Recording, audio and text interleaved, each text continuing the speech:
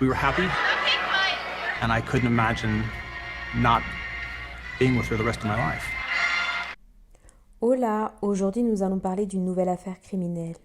L'histoire d'une femme trahie qui finira par commettre l'irréparable.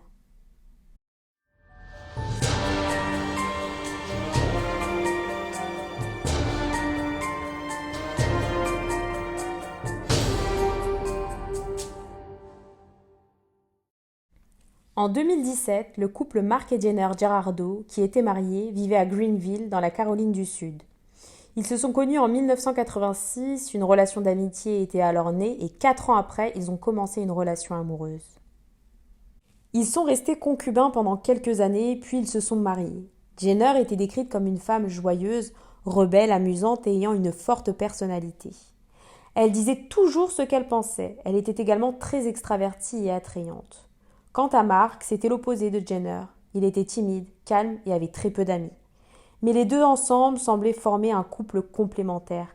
Ils représentaient bien le dicton qui dit « les opposés s'attirent ». Après s'être mariés, ils ont emménagé dans une grande maison très confortable.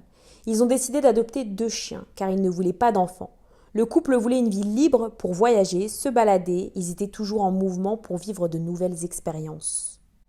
Donc pour eux, pas question d'avoir d'enfants. Ils ont donc opté pour l'adoption de 2 chiens et également un chat, et ils s'en occupaient comme si c'était leurs enfants. Au cours de leur relation, ils ont eu des désaccords comme tous les couples, mais rien de grave, il s'agissait de petites disputes quotidiennes que tout couple peut avoir. La plupart du temps, leur relation était saine, en apparence, ils vivaient une belle vie. Dans le confort, ils partaient tout le temps en voyage, ils étaient tous deux très attentionnés l'un envers l'autre et démonstratifs sur les réseaux sociaux. Le couple travaillait dans le domaine du marketing, ils gagnaient bien leur vie et donc ils avaient une vie très confortable et étaient très heureux. Pourtant, durant l'année 2017, les choses ont commencé à changer, car Jenner a été licenciée. Elle était très en colère et était très triste d'avoir perdu cet emploi. Elle n'avait plus de salaire et ne pouvait donc plus participer aux dépenses courantes. Le couple devait se serrer la ceinture et ne pouvait plus dépenser autant d'argent. Cela a causé des disputes au sein du couple. Étant donné que Jenner avait perdu son emploi et qu'elle avait un fort caractère, cela causait des tensions quotidiennes. Elle ne reconnaissait jamais ses torts et ne demandait jamais pardon suite à ces disputes. Plus le temps passait, plus la situation se dégradait. Ils se disputaient de plus en plus et de plus en plus fort.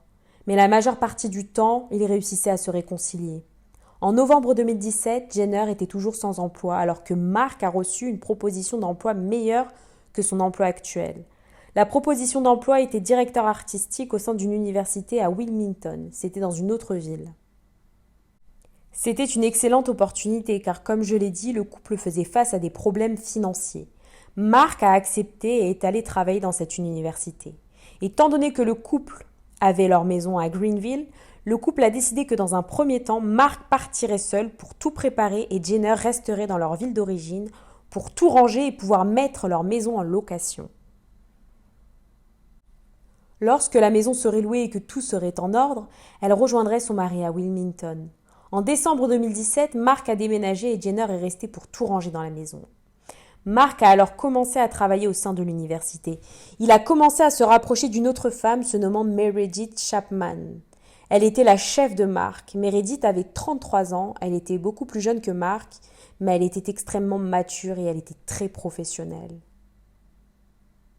Mark a tout de suite eu son attention qui s'est portée sur Meredith. Elle dégageait beaucoup de qualités. Meredith l'impressionnait, elle était passionnée par son travail et avait la joie de vivre. Alors même que Mark était marié, il a eu un coup de foudre pour Meredith. Ce sentiment était réciproque pour Meredith. Elle a également commencé à s'intéresser à Mark, mais Meredith était aussi mariée de son côté. Elle était mariée depuis 3 ans à ce moment-là, avec un homme se nommant Luke. C'était un conseiller municipal de la région. Mark et Meredith ont donc commencé à discuter, à créer une intimité. Elle a raconté à Mark que son mariage battait de l'aile, qu'il faisait face à des difficultés et qu'ils se disputaient souvent. Mark a également raconté à Meredith les difficultés rencontrées au sein de son couple, les difficultés financières de Jenner. Et le fait de se raconter tout cela les a fortement rapprochés. Un jour, Meredith a appelé Mark pour lui proposer de sortir boire un verre après le travail. Ils sont sortis et ont continué à parler de leur vie privée. À la fin de ce rendez-vous, ils ont fini par s'embrasser. À ce moment, leur relation extra-conjugale a commencé. Mark est resté seul à Wilmington durant 45 jours à peine, et durant cette période, il a passé énormément de temps avec Meredith. Ils sortaient toujours ensemble, mais de manière discrète. Mark ne s'inquiétait pas trop, car Jenner était dans un autre état, en train de tout ranger et en cherchant un locataire pour leur maison. Mais Meredith devait se cacher car son mari vivait avec elle dans cette ville. Malgré cela, ils se voyaient beaucoup, ils étaient donc très proches. Pour Mark, ce n'était pas uniquement sexuel, il avait de réels sentiments pour Meredith. Et plus les jours passaient, plus il était amoureux d'elle. Après ces 45 jours, en janvier 2018, Jenner a réussi à tout préparer et louer leur maison. Elle s'est donc rendue à Wilmington. Elle a rejoint Mark dans leur nouvelle maison, mais lorsqu'elle l'a vu, elle l'a trouvé très différent. Il était distant, froid. Auparavant, ils se disputaient beaucoup, mais là, Mark ne lui portait plus d'importance, ni à elle, ni à leurs problèmes. Jenner a trouvé cela très étrange, et elle a donc décidé de confronter Mark. Elle lui a demandé si pendant son absence, il avait rencontré quelqu'un d'autre. Mark a nié que cela n'avait rien à voir, qu'il n'avait rencontré personne d'autre.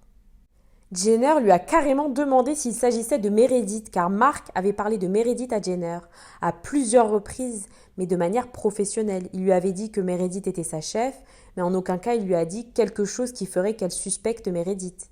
Mais Jenner a fait directement le lien avec Meredith et le comportement de son mari. Du fait de son comportement distant, elle s'est doutée qu'il avait une relation avec Meredith. Mais Mark a continué à nier. Il a dit n'avoir de relation extra-conjugale ni avec Meredith ni avec une autre femme. Jenner a donc fini par lui dire qu'elle le croyait, que tout était arrangé. Mais quelques jours après, Mark a découvert que Jenner faisait semblant.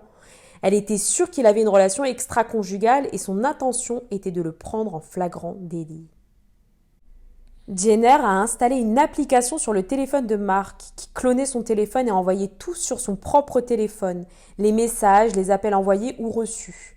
Jenner a commencé à vérifier tout ce qu'il envoyait et recevait. Elle a découvert plusieurs échanges entre Meredith et Mark. Avec ses preuves en main, elle a confronté son mari encore une fois. Et comme elle avait ses preuves, il n'a pas pu nier. Mark lui a confessé que oui, il avait une relation avec Meredith. Ils se sont disputés. Jenner, car elle était trompée, et Mark, car elle l'espionnait et était rentrée dans sa sphère privée. Mais aucun des deux n'a souhaité demander le divorce. Ils ont préféré faire des séances de thérapie de couple pour sauver leur mariage. Mais Mark avait l'intention de divorcer de Jenner, car il était amoureux de Meredith. Mais il a quand même voulu donner une chance à son mariage avec Jenner, il l'aimait encore. Il a donc fait quelques séances de thérapie de couple. Ils ont réussi à en faire 2, mais alors qu'ils sortaient de chez eux pour faire la 3e séance, Mark a senti un poids dans sa veste, au niveau de la poche. Il a réalisé que quelque chose avait été cousu à l'intérieur de sa poche. Lorsqu'il l'a déchiré, il a été surpris. Il s'agissait d'un enregistreur que Jenner avait cousu dans sa veste. Pour pouvoir écouter toutes les conversations de Mark, Jenner avait déjà mis en place une application espion sur son téléphone auparavant. Et elle avait récolté pas mal de preuves de la relation entre Mark et Meredith. Et avait décidé de mettre un enregistreur pour écouter ces conversations quotidiennes. Suite à cela, une dispute a eu lieu entre Jenner et Mark. Mark a décidé que leur mariage ne fonctionnait plus et a dit à Jenner qu'il voulait divorcer. Jenner était très en colère et en plus Mark a osé lui dire qu'il était amoureux de Meredith, qu'il avait des sentiments pour elle. Jenner était sous le choc car elle pensait que cette relation n'était qu'une passade, qu'une histoire sans lendemain avec une fille plus jeune. Mais en découvrant que son mari était amoureux d'une autre a provoqué en elle une colère noire. Mark a raconté que Jenner en est venue à le menacer qu'elle allait se suicider. Mais Mark a réussi à la calmer. Il lui a dit de demander de l'aide à des professionnels et de demander de l'aide à sa propre famille et ses amis. Jenner a réussi à se calmer et a dit à Mark que tout allait mieux, qu'elle allait demander de l'aide et qu'elle allait accepter le divorce. Mais à nouveau, elle était en train de planifier un plan dans son dos. Jenner s'est mise à la recherche de Luke, le mari de Meredith, et elle lui a tout raconté. Que sa femme le trompait avec son mari. Elle a également envoyé une lettre destinée à l'université où Mark et Meredith travaillaient, où elle racontait leur relation extra-conjugale. Luke a donc fini par demander le divorce à Meredith et l'université a viré Meredith et Mark. Jenner était très en colère, elle cherchait à se venger continuellement. Elle était encore plus déprimée car dans cette nouvelle ville, elle ne connaissait personne. Elle venait d'arriver et n'avait pas d'emploi. Elle avait déménagé pour Mark, mais a fini par découvrir qu'il la trompait et elle était à présent dans une procédure de divorce. Elle se sentait complètement seule et abandonnée. Elle devenait de plus en plus paranoïaque et était obsédée par cette histoire de tromperie. Elle ne faisait que de penser à cela, mais disait à Mark que tout allait bien. Elle a en revanche commencé à voir un psychiatre. Le psychiatre a même dit qu'elle allait de mieux en mieux, qu'elle commençait à accepter le divorce. Une semaine avant d'entrer dans la procédure de divorce, Jenner a dit à Mark qu'elle signerait le papier du divorce, mais qu'elle avait des conditions à cela. Elle a écrit une lettre où figuraient toutes ces conditions. L'une d'elles était qu'ils devaient passer plus de temps ensemble pour les mois à venir. Pour manger, se promener. Ce sont des choses normales qu'un couple qui n'est pas en instance de divorce ferait. Mark a trouvé cela très étrange. Pour lui, Jenner voulait le reconquérir. Mark lui a dit qu'il voulait conserver une bonne relation avec elle, qu'il voulait que le divorce se passe bien et qu'ils soient en paix l'un envers l'autre. Mais il s'est dit que si elle avait besoin de ça avant le divorce, il le ferait. Ils ont donc passé du temps ensemble les semaines précédant le divorce. Pendant ce temps, Meredith avait déjà divorcé de son mari Luke. Le divorce s'était bien déroulé, il n'y a pas eu de désaccord et ils étaient restés amis.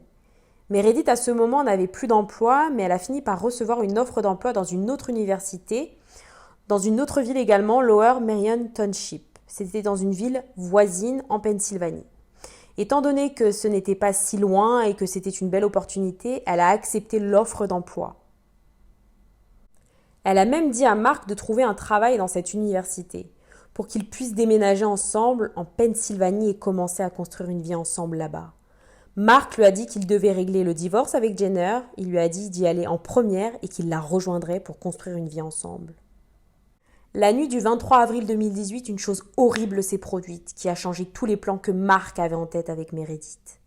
Cette nuit-là, Mark avait prévu de dîner avec Jenner pour discuter des derniers détails du divorce. Il est arrivé au restaurant, il a attendu quelque temps, mais Jenner n'est pas venue. Mark a alors reçu un message de Jenner qui disait qu'elle avait eu un imprévu et qu'elle allait être en retard, mais qu'elle était sur le chemin. Mark a donc attendu encore un peu. Mais elle n'était toujours pas là. Il a reçu un nouveau message où elle disait qu'elle ne viendrait pas au rendez-vous et qu'il pouvait rentrer à la maison. Mark ne comprenait plus rien. Mark a attendu encore un peu et Jenner lui a envoyé un autre message. Dans le message, elle lui avait envoyé une photo d'une poubelle. Les poubelles que l'on trouve dehors. Et au-dessus des poubelles, il y avait un préservatif. Mark a réussi à identifier le lieu. Il s'agissait de la poubelle extérieure qui se trouvait en face du domicile de Meredith en Pennsylvanie. La nouvelle maison où elle vivait depuis à peine 2 semaines. Mark était désespéré, il ne comprenait pas ce que Jenner faisait là. Jenner lui a envoyé un autre message où elle disait qu'il lui avait ruiné sa vie et qu'elle espérait que jamais il ne serait heureux. Puis, Jenner lui a dit adieu et ne lui a plus envoyé de message.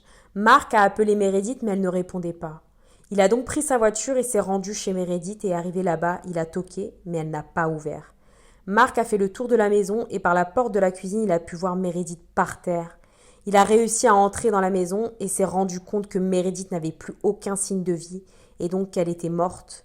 Désespéré, il s'est mis à chercher dans la maison et là, il a trouvé le corps de Jenner qui était également sans vie. Mark a appelé les secours, la police. En arrivant, la police a directement soupçonné Mark comme suspect numéro 1, car dans la scène de crime, il s'agissait de 2 femmes qui avaient une relation amoureuse avec lui. Il était également très nerveux et il était très brutal avec la police. Il était très nerveux à cause de cette situation, mais finalement la police s'est rendu compte que ce n'était pas lui le coupable, car ils ont trouvé l'arme du crime en dessous du corps de Jenner.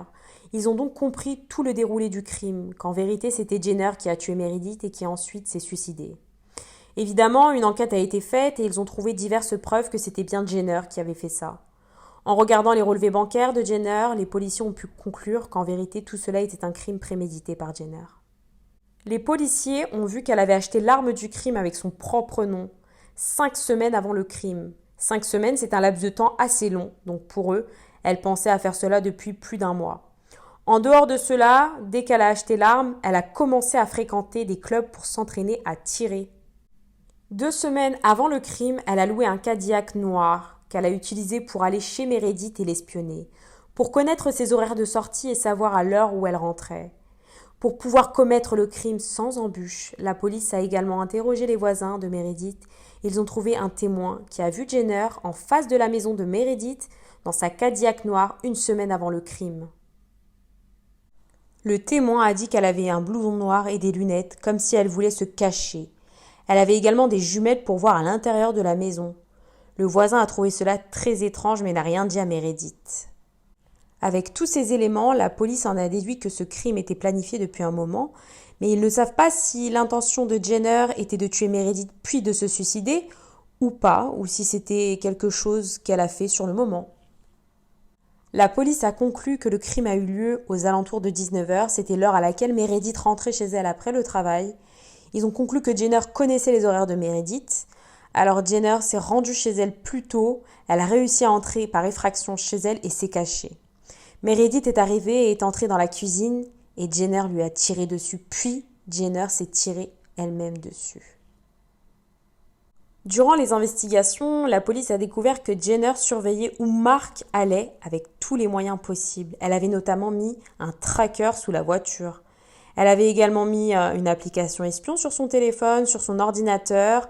Elle recevait donc tout. Elle avait également mis des enregistreurs, des micros dans tous ses vêtements.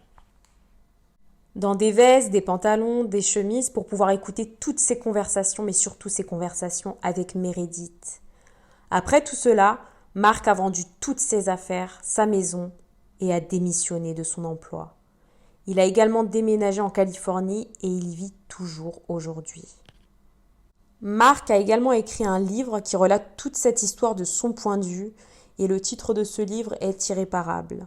Il a également créé un blog où il parle de la santé mentale et où il explique à quel point il est important d'être présent pour les personnes que nous aimons et les signes qui peuvent nous interpeller.